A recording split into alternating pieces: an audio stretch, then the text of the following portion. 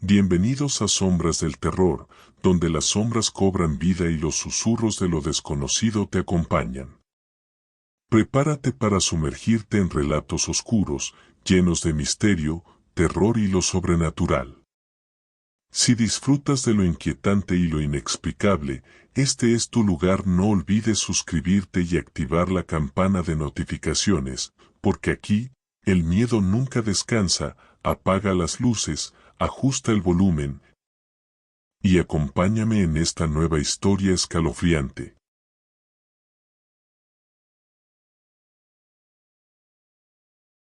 Lo que les voy a platicar me sucedió hace poco tiempo en un pueblo que se encuentra muy cercano a Guadalajara. Curiosamente conserva tradiciones y costumbres antiguas. Sucedió que por causa de mi trabajo, como asistente de investigación, fue necesario salir de la ciudad para ingresar a un mundo lleno de leyendas. Mi primer encuentro con los pobladores de ese lugar fue en casa de Armín. Ahí era el espacio en el que nos proveían de alimentos durante el día. Solo íbamos los fines de semana, el sábado y el domingo. Nos quedamos a dormir en una casa que nos prestaba la cuñada de Armín. Esa casa se encontraba en proceso de construcción, pero ya no estaba en obra negra, casi estaba terminada por completo, así que era muy cómodo estar en ella. El pueblo del que les hablo se encuentra en la ribera de Chapala. El lago se encuentra rodeado de pueblos que pertenecen unos a Jalisco y otros al estado de Michoacán. Cuando me dijeron que iba a ir a trabajar a Chapala, me imaginé que era el lugar más conocido. Sin embargo, no fue así. Antes de llegar a Chapala el conductor tomó una desviación, la cual nos llevó al pueblo que les comento. El poblado está constituido por pocas personas y sus casas se encuentran muy cerca del lago. La casa en la que nos instalamos se encuentra en una parte alta del cerro, así que desde ahí hay una vista magnífica, que permite ver como luciérnagas las luces de todos los pueblos cercanos.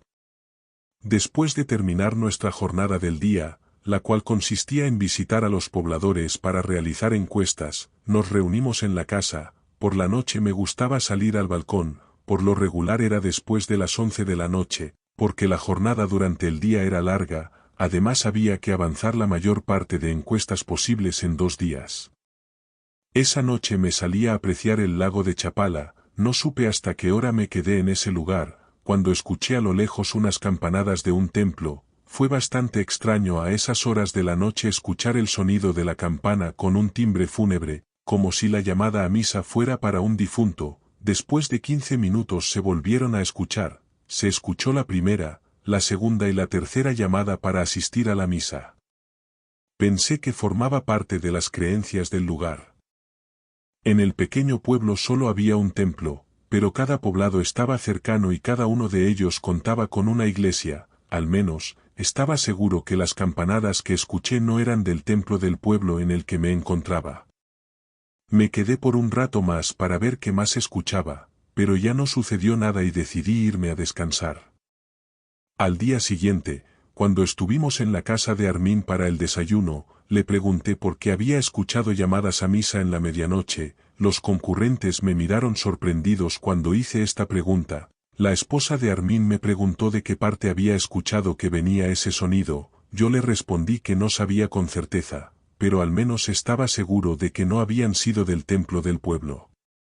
Los lugareños me compartieron que se cree que en el fondo del lago hay otro pueblo que desapareció cuando el nivel del agua subió mucho, pero también existe la creencia de que fue hundido porque sus pobladores practicaban la brujería y los ritos malignos, así que cuando se escuchan las campanadas del templo a la medianoche, significa que alguien del pueblo va a morir, y su alma no va a poder irse al cielo. Se la llevarán a otro lugar.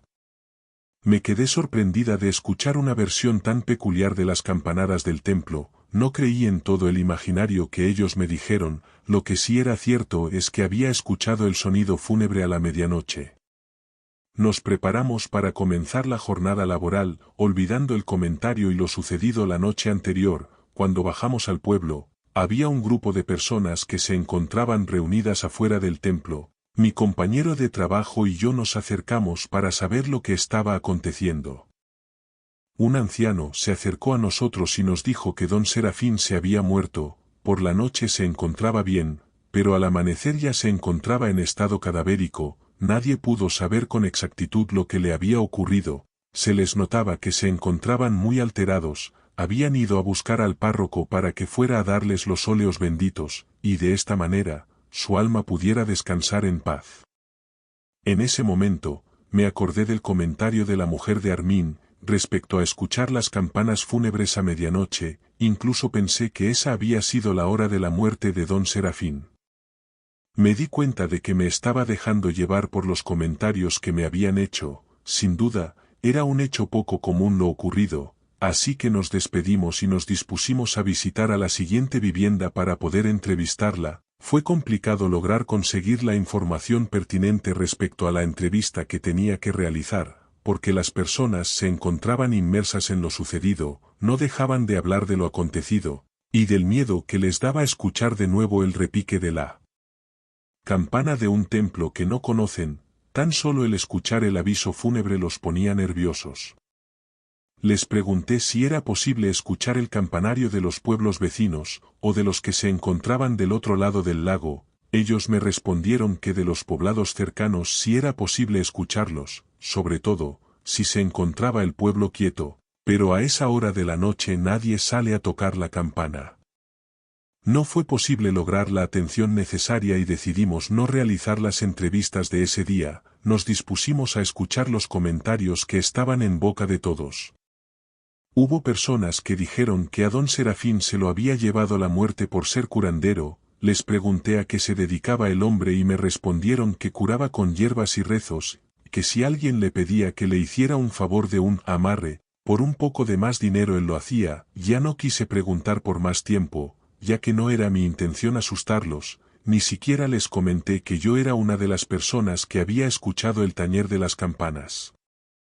No todas las personas habían escuchado el sonido a la medianoche, quise pensar que no lo habían percibido porque ya se encontraban dormidas, así que preferí no pensar en ello. Esa tarde regresamos a Guadalajara consternados por lo sucedido.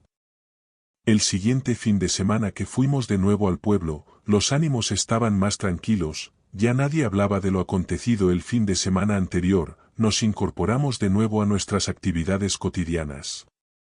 Por la noche, me salí de nuevo al balcón, pero en esta ocasión puse toda la atención necesaria ante cualquier acontecimiento extraño, traía conmigo unos binoculares para poder distinguir cualquier movimiento a la distancia, con lo que no conté fue con la oscuridad total, no era noche de luna llena, por lo tanto, no estaba a mi alcance ver nada en absoluto.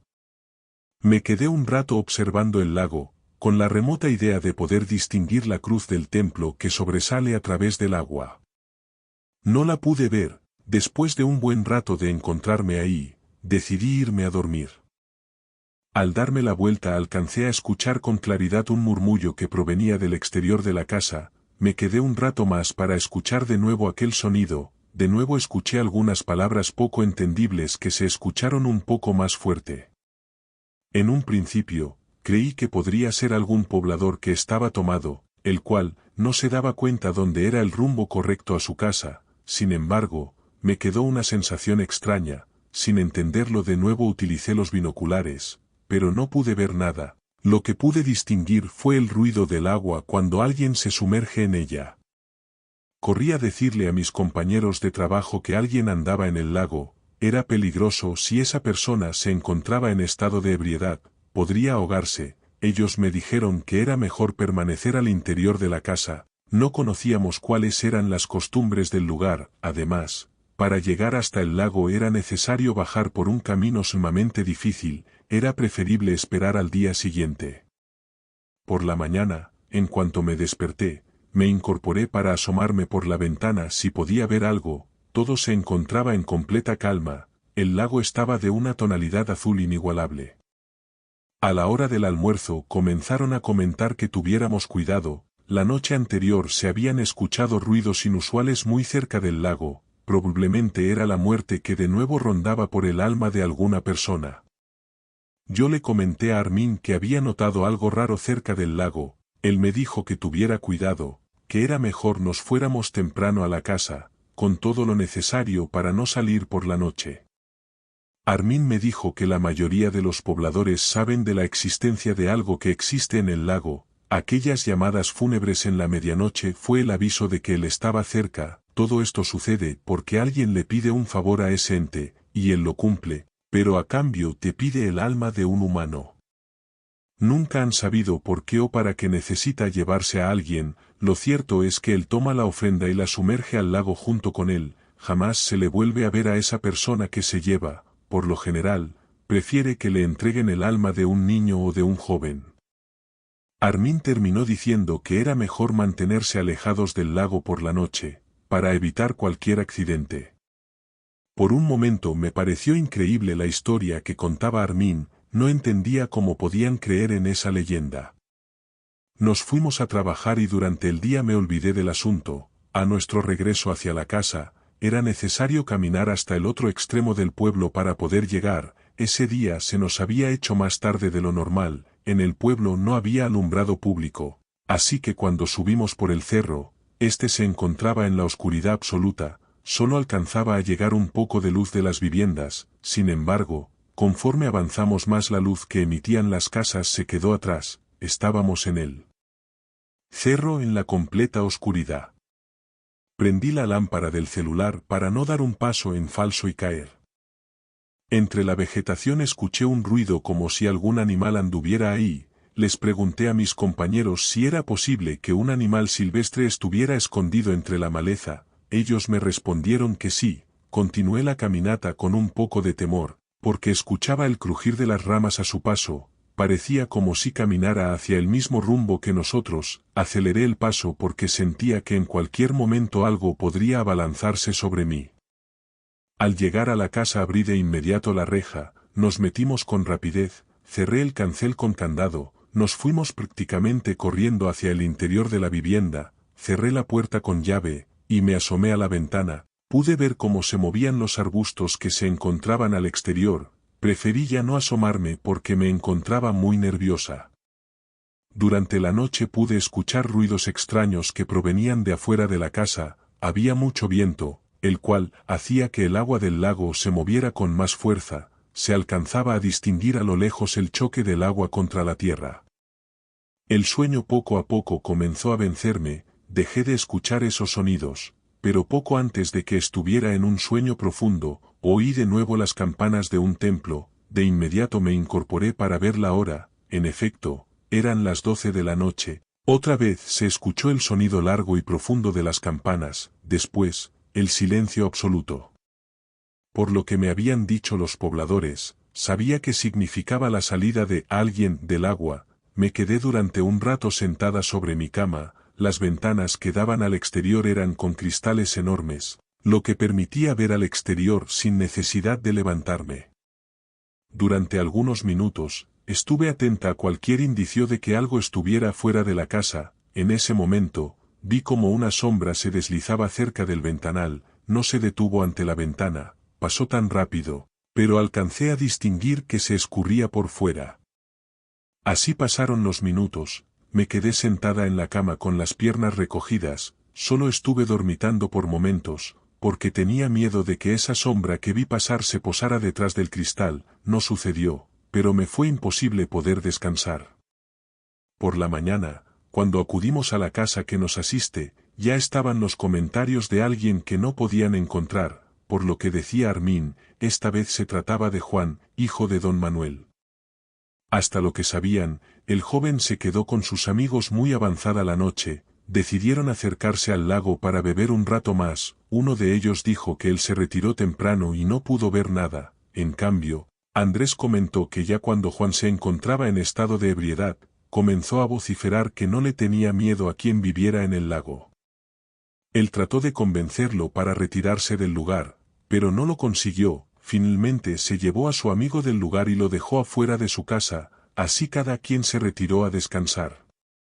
Los padres de Juan afirmaron que su hijo nunca llegó a la casa. Lo estuvieron esperando hasta muy tarde, sin lograr que él entrara por la puerta. Ya casi para amanecer fueron a buscarlo a casa de sus amigos, pero ellos le dijeron que no sabían nada. Acudieron a buscar a los pescadores para que los ayudaran a encontrarlo. Quizás él se había regresado al lago, después de que Andrés se retiró. Todos los pescadores cercanos dejaron sus actividades de pesca, comenzaron a buscarlo. Después de varias horas de búsqueda no encontraron nada, pero uno de ellos encontró un zapato de él. Fue cuando concluyeron que se había ahogado. Sin embargo, no encontraron el cuerpo. Todo el día se dedicó a la búsqueda de Juan, sin conseguirlo. Ya cuando el sol comenzaba a ocultarse, decidieron dar por finalizado el trabajo. Todos se encontraban cansados y tristes. Así fue como dieron por muerto a Juan. Sin tener un cuerpo al cual velar, la madre de él no daba crédito a lo ocurrido. Las personas del pueblo le decían que era necesario mandar decir una misa, a su vez, hacer los rituales funerarios. Ella, en un estado de desesperación, gritó que su hijo no estaba muerto, por lo que no iba a realizar nada, ya que no había ningún cuerpo. Después de que vi todo lo acontecido, tuve el impulso de decirles lo que había visto y escuchado, pero no lo hice. Pensé que de nada serviría el que se enteraran de eso, al contrario, sería más doloroso para su madre saber que su hijo se encontraba en el fondo del lago, en el pueblo hundido. El trabajo en el pueblo era mucho, así que contra todo lo sucedido continuamos yendo a ese lugar cada fin de semana. Tratábamos de subir a la casa antes de que oscureciera, ya que todos nos habíamos quedado alterados con lo sucedido a Juan. Tuvo que pasar más tiempo para que los pobladores se calmaran, al igual que nosotros.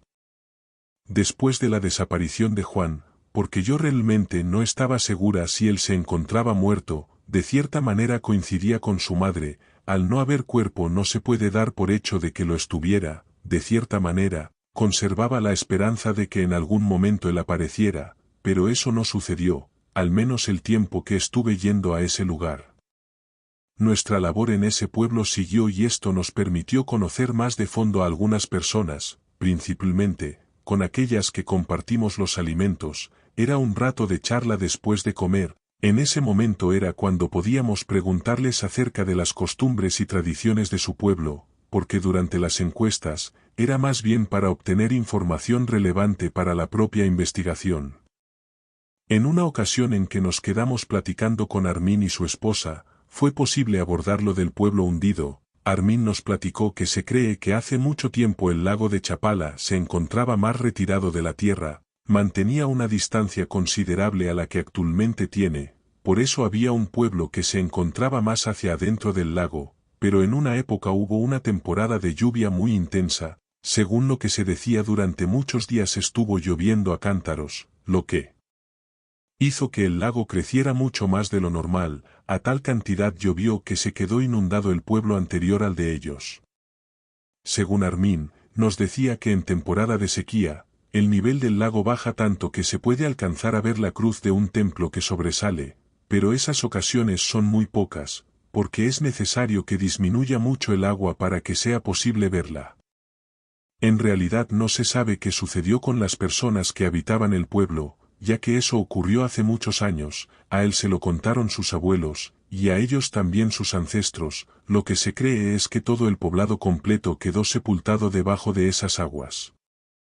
Otra cosa más que nos dijo, fue por la creencia de que sus habitantes hicieron un pacto maligno con un ser que habita dentro del agua. Pocos son los que lo han visto. Sobre todo los pescadores dicen que hay veces que en la madrugada se ve cuando un remolino de agua se dirige hacia ellos. En ocasiones se detiene y desaparece, en otras pasa de largo sin hacerles nada.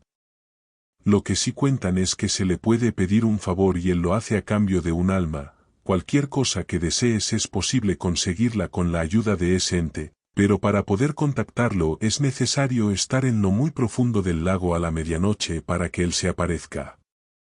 Hubo una vez en que un lugareño se desesperó por los escasos peces que conseguía. Un día se fue a las 12 de la noche y le gritó al Chan para que lo ayudara. Él apareció y le dijo que iba a obtener lo que él necesitaba, pero a cambio quería a la primer persona que se apareciera en la orilla del lago, cuando él terminara de pescar.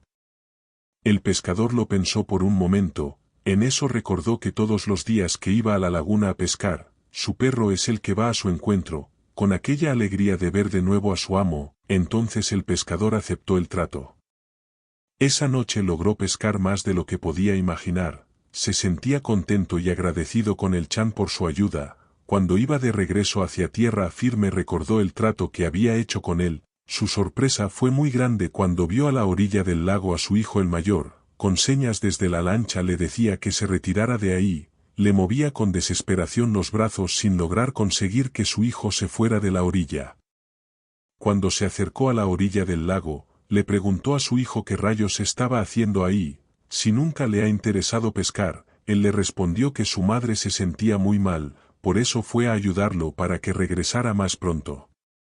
Con temor, el pescador le dijo a su hijo lo sucedido y lo mandó muy lejos con otro familiar. Durante el tiempo en que su hijo estuvo fuera no le sucedió nada. Pasaron varios años hasta que el pescador tuvo confianza y le permitió regresar a su hijo. La primera vez que llegó él quería irse a bañar al lago, a lo que su padre le dijo que eso era lo único que le iba a prohibir, era mejor tener precauciones.